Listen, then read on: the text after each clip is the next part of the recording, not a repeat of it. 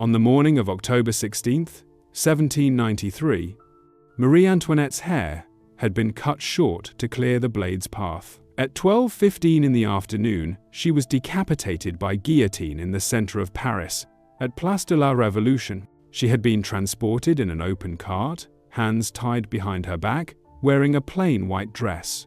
The executioner's assistants strapped her to the plank, tilted her forward, and released the blade. Death was immediate. Her head was lifted by the executioner and shown to the crowd. The crowd responded with applause.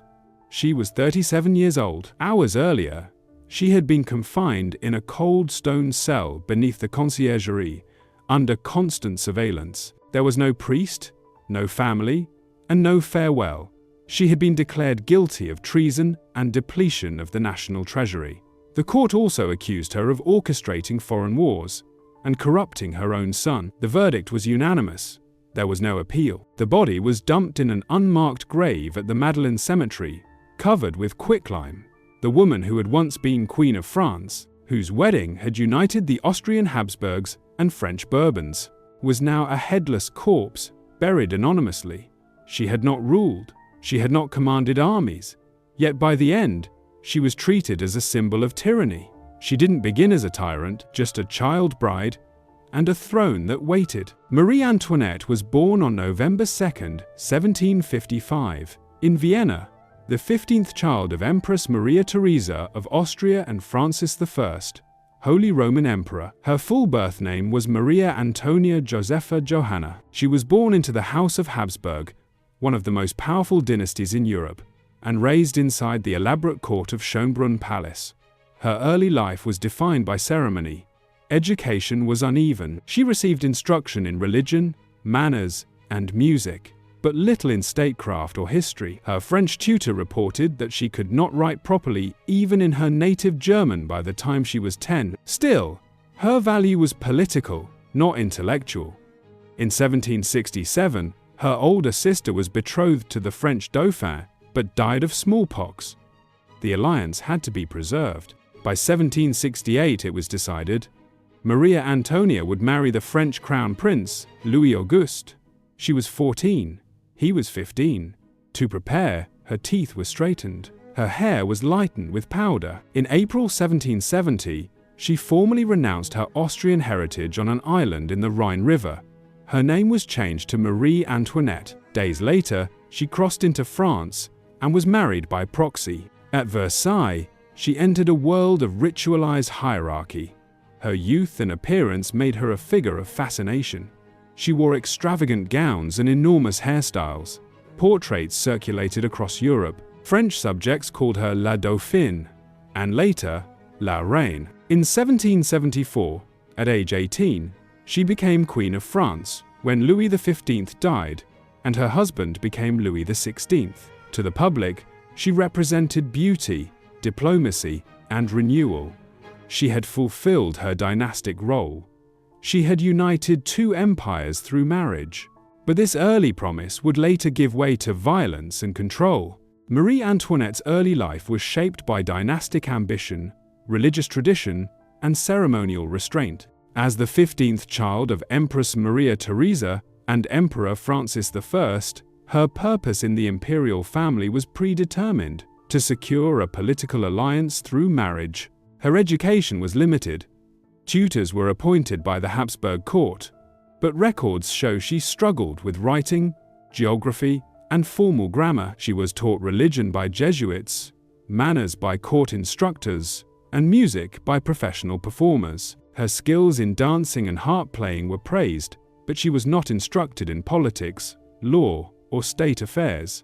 The Empress emphasized obedience over intellect. At home, the environment was rigid. Maria Theresa ruled both her empire and her children. Personal feelings were secondary to statecraft. Letters from the Empress show a consistent focus on Marie Antoinette's appearance, posture, and ability to represent the crown. Nothing more. The ideology imposed on her was straightforward: loyalty to family, submission to Catholic morality, and total alignment with imperial diplomacy. She was raised not to question orders, but to carry them out in public. In 1770, when she was sent to France, that ideology began to collapse. Versailles followed a different code. Its power structure depended on unwritten social rules, factions, and spectacle. Marie Antoinette was isolated by her foreign birth and unprepared for the complexity of the French court. She compensated by avoiding politics and surrounding herself with a group of close companions who shared her taste for leisure, games, and fashion. She relied on routine, instinct, and loyalty to her inner circle. No formal education had prepared her to deal with public opinion, factional rivalry, or revolutionary threats. Soon, those ideas would be put to the test, not in theory, but in power. On May 10, 1774, King Louis XV died of smallpox. His grandson, Louis Auguste, became King Louis XVI of France at age 19. Marie Antoinette, age 18, became Queen of France. She held no official political role. French law barred queens from ruling, but her position brought access to patronage, status, and influence over court appointments. With no experience in state matters, she turned her attention to personal networks and court life. In the early years, she gained a reputation for generosity and charm. She staged performances, sponsored balls, and offered gifts to favored courtiers. But outside Versailles, the public grew restless. France's debt, rising food prices, and tax inequality intensified. Rumors spread that the Queen spent lavishly while commoners starved. Her influence was informal but visible. She persuaded the king to remove ministers she disliked and promoted allies into key roles. One notable example was the dismissal of the popular finance minister Jacques Necker in 1781. His removal triggered protests and damaged the monarchy's image further. She withdrew from public ceremonial life and spent increasing time at Petit Trianon, a private estate near Versailles. There, she created a version of rural fantasy life, costumed in simple dresses and surrounded by a carefully chosen circle. Critics saw this as arrogance.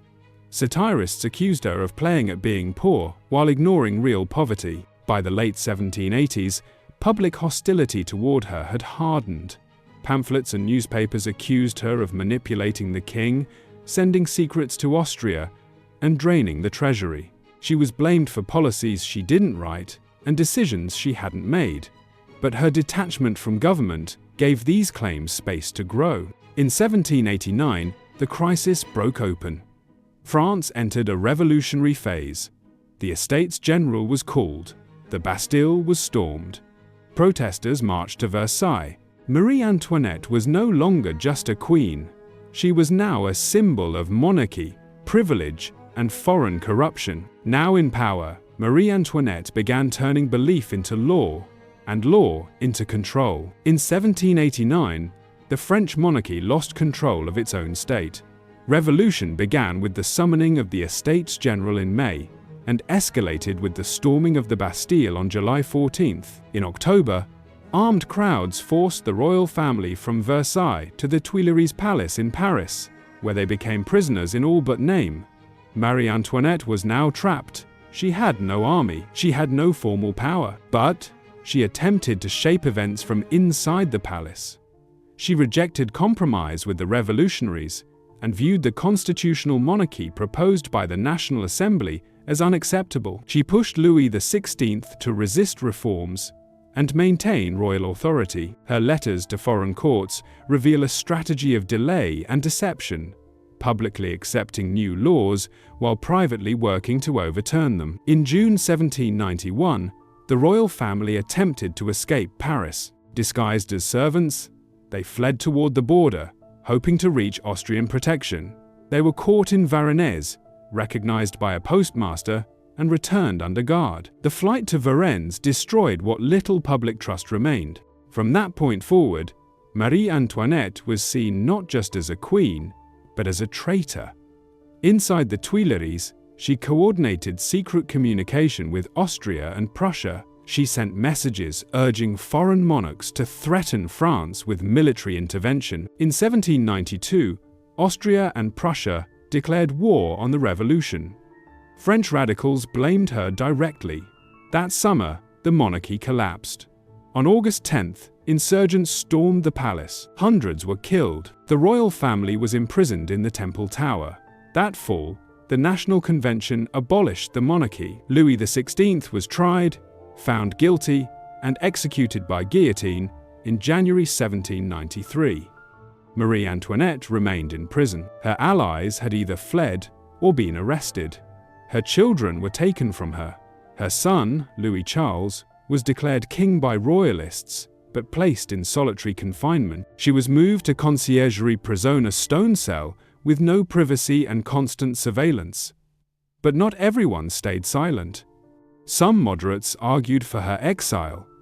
Others demanded trial and execution. Marie Antoinette was no longer just enforcing ideas. Now, those ideas were becoming systems of control. By mid-1793, the revolution had entered its most violent phase. The Committee of Public Safety, led by Maximilien Robespierre, enforced radical policy through surveillance, censorship, and mass executions. The apparatus of the Reign of Terror was now active, and Marie Antoinette was placed directly in its path. She had been held in the Conciergerie prison, known as the antechamber to the guillotine. Her cell was 12 feet long, stone-walled, and constantly lit. Guards monitored her at all hours. She was denied letters, books, and clean clothes. Attempts to bribe guards or arrange her escape were uncovered and suppressed. On October 14, 1793, she was brought before the Revolutionary Tribunal. The trial lasted 2 days. The charges were political and personal. She was accused of conspiring with Austria and Prussia, funding counter-revolutionary plots, depleting national finances, corrupting her son through incestuous abuse. No credible evidence was presented. Witnesses included her former servants, hostile revolutionaries, and political informants. The incest charge, based on testimony from her son under pressure, sparked brief outrage even in the courtroom. She denied the accusation calmly and firmly. The tribunal's verdict was predetermined. She was found guilty of high treason and sentenced to death. On October 16th, she was awakened at dawn and dressed in a plain white underdress. Her hair was cut, her hands were bound. She was placed in an open tumbrel cart and paraded through the streets of Paris for over an hour. No curtain shielded her from the crowd. Onlookers shouted abuse, spat, and cheered. The execution followed strict protocol. She mounted the steps of the scaffold without hesitation. Witnesses recorded that she stepped on the executioner's foot by accident and apologized. At 12:15 in the afternoon, the blade fell. Her body was buried in an unmarked grave at the Madeleine Cemetery. No ceremony, no tomb, no family. In less than a year, over 16,000 people would be guillotined under the same legal system that condemned her. The tribunal, the committee, and the National Convention had turned ideology into machinery. It operated daily, by schedule, with no tolerance for dissent. Even individuals close to Marie Antoinette were targeted by these systems. By the time of her imprisonment in 1793, Marie Antoinette had been stripped of all remaining personal ties. Her husband was dead. Her children were separated from her. Her allies were executed or had vanished into exile. She was alone in both public perception and private reality. After the storming of the Tuileries, her daughter, Marie-Thérèse, was confined with her in the Temple prison. Her son, Louis Charles, was soon taken away by order of the Committee of Public Safety. He was placed under the control of revolutionary jailers who sought to re-educate him into a citizen of the Republic. At age 8, he was isolated, interrogated, and encouraged to denounce his mother. He eventually gave testimony accusing her of sexual abuse.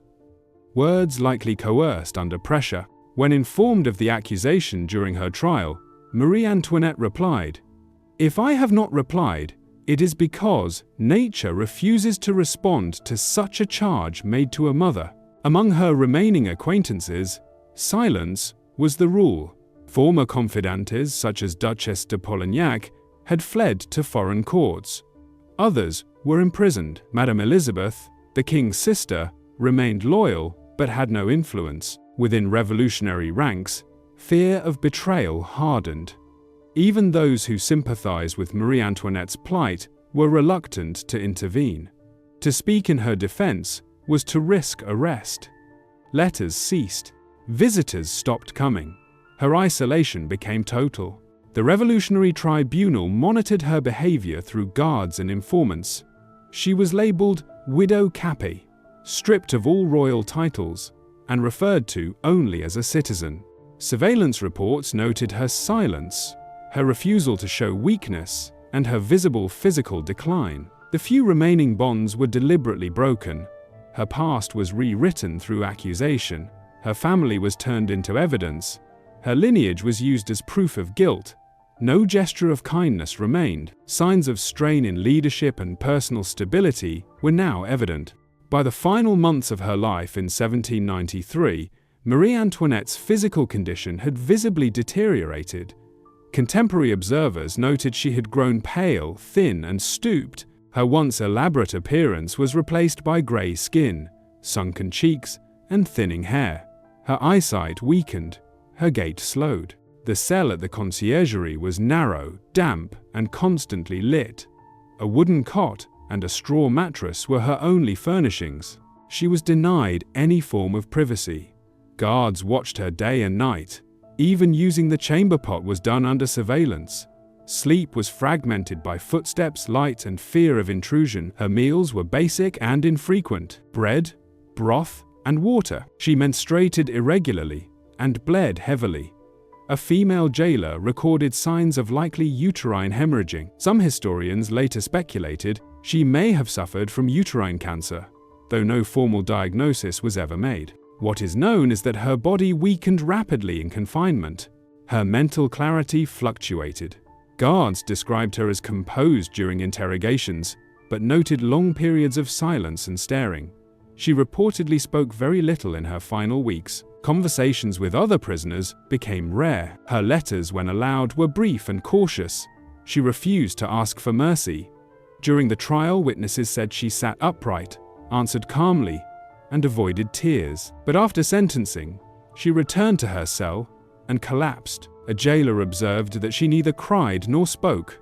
The final hours were passed without writing a last will, speaking to clergy, or seeking comfort. She requested no final meeting with her daughter, still imprisoned elsewhere in Paris. There were no records of hallucinations or delusions. No one claimed she begged. But multiple observers noted her extreme fatigue, thinness, and frailty. On the day of execution, the physical decay was matched by institutional abandonment. There were no physicians, no medicines, and no attempts at care. Marie Antoinette was treated as a political object, not a patient. Her body became evidence of the system's priorities: control, speed, and erasure. Despite worsening health, Marie Antoinette retained control over key decisions, refusing to confess, refusing to beg, refusing to be broken in front of the public. There was no traditional deathbed for Marie Antoinette. She spent her final night, October 15th to 16th, 1793, alone in a stone cell beneath the conciergerie. After being sentenced to death earlier that evening, she returned to her cell under heavy guard. No priest was allowed to visit. No family members were brought to say goodbye. That night, she was seen pacing and whispering to herself. Guards reported that she lay down only briefly. At dawn, she was awakened by jailers and told to prepare. She was given a white cotton shift and a bonnet. Her hair was cut to expose her neck for the guillotine blade. Her hands were tied tightly behind her back with thick cord. She was transported to the scaffold in a tumbrel cart, seated upright, exposed to public view. It took over an hour to reach the execution site. The cart moved slowly through the crowded streets of Paris. Unlike her husband, who had been transported in a closed carriage, Marie Antoinette was fully visible to the crowd. She did not speak. She did not react to the shouts and insults. At the base of the scaffold, she stepped on the executioner's foot while ascending. Her last words were, "Pardon me, sir, I did not do it on purpose." At 12:15 in the afternoon, she was guillotined. There were no final decrees, no letters, no religious declarations. Her only recorded act in the final hours was silent. Her body was placed in a plain wooden coffin, and buried in the Madeleine Cemetery, in an unmarked grave covered in quicklime. Years later, her remains would be identified and moved to the Basilica of Saint-Denis, but at the time of death, no marker was left. The monarchy she had once symbolized was dismantled. The revolution no longer recognized her as queen, wife, or mother, only as a condemned traitor to the Republic. Marie Antoinette died on October 16, 1793. Power was immediately contested. After Marie Antoinette's execution, there was no immediate order, no clear successor, and no lasting triumph for her enemies. The reign of terror continued at full speed. Her death did not stabilize the revolution. It accelerated its instability. In the months that followed, many of those who had condemned her were themselves condemned. Girondins, once moderate revolutionaries, were purged. Danton, who had initially argued for clemency toward the Queen, was arrested and executed. Even Robespierre, architect of the terror, was guillotined less than a year later in July 1794. The royalist cause fragmented. Her son, Louis Charles, remained imprisoned until his death in 1795, likely from neglect and disease. Monarchists abroad declared him Louis XVII, but he never ruled, never spoke publicly again, and never left the Temple prison alive. No single leader emerged from the vacuum. France entered a cycle of shifting power, first under the Directory, then under Napoleon. The monarchy was gone, but the Republic was unstable. Factions continued to accuse one another of betrayal, foreign collusion, and corruption, echoing the same rhetoric once used against Marie Antoinette. Public opinion, too, began to shift. The spectacle of mass executions lost its force. Citizens grew weary. Some began to question whether the Queen's trial had been just, or whether it had merely served political goals. But these doubts surfaced only after the violence subsided. The place where she died, Place de la Révolution, would eventually be renamed Place de la Concorde, a site intended to symbolize unity, not division. Marie Antoinette had not expected to die in Paris. She had tried to escape. She had written to foreign powers. She had relied on dynastic identity to protect her. In the end, none of those plans survived her fall. The historical record of Marie Antoinette began to evolve immediately. After her death, Marie Antoinette's legacy entered a long period of distortion, debate, and reinterpretation. During the Revolution, she had been portrayed as a villain, greedy, immoral, and foreign. Post-revolutionary regimes reassessed her image according to shifting political agendas. In the 19th century, royalist writers in France and Austria worked to restore her reputation. Memoirs by former attendants and conservative historians portrayed her as a tragic martyr, a misunderstood queen loyal to her husband, her children, and her faith. These accounts emphasized her final dignity and silence, painting her as a victim of mob injustice. In contrast, early Republican historians upheld the revolutionary portrayal. They focused on her extravagant spending, her political interference, and her association with Austria. For them, she symbolized the moral decay of monarchy and the just necessity of revolution. In the 20th century, historians began applying more critical methods. Biographers studied her correspondence, examined court records, and compared revolutionary propaganda with surviving facts. They found exaggerations in both earlier depictions. The truth was less extreme. Marie Antoinette was not a manipulative tyrant, but neither was she powerless or innocent. She was politically naive, loyal to the aristocracy, and disconnected from the economic realities of France. Her actions, especially after 1789, were driven by fear, not strategy. Modern feminist scholars have explored the role of gender in her portrayal. They point out how accusations against her, including the incest charge, were rooted in misogynistic fears of women in power. Her sexuality, fashion, and motherhood were all politicized in ways that male figures were not.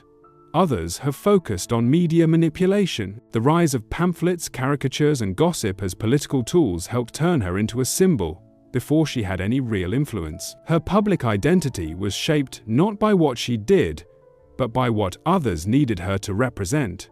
The consensus today is mixed. She was neither heroine nor villain, but a royal consort, unprepared for the collapse of the world she was born into. Modern historians continue to debate the long-term effects of Marie Antoinette's rule. Marie Antoinette's execution marked more than the end of a royal life. It signaled a turning point in how modern states define guilt, power, and legitimacy. Her death was not based on direct actions, but on what she symbolized: monarchy, foreignness, and wealth. Her trial introduced a model in which public image could outweigh legal evidence, where rumor and ideology carried more weight than fact. The revolutionary tribunal that sentenced her would soon apply the same logic to thousands more. The machinery of judgment became detached from individual behavior. Her story illustrates how institutions collapse when legitimacy is eroded. The monarchy had stripped itself of credibility through isolation and indifference. By the time Marie Antoinette stood trial, it no longer mattered whether she was innocent.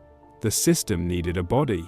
Her treatment also revealed how gender and origin can amplify condemnation. As an Austrian-born woman in a French crisis, she was accused of disloyalty more quickly and punished more severely than many native-born nobles or ministers. She became a target not because of her power, but because of her presence. Over 2 centuries later, the name Marie Antoinette continues to evoke ideas of decadence, detachment, and downfall. Yet few who repeat her most famous line, "Let them eat cake," a phrase never found in any verified source. Pause to consider the structures that failed around her. The monarchy fell. The revolution devoured its own leaders. The republic that followed was unstable for years. What remained was a memory, a queen who neither ruled nor survived, the collapse of a system that raised her for display, not for governance. Her death raised a question that has never fully faded. What happens when a symbol becomes more powerful than a person?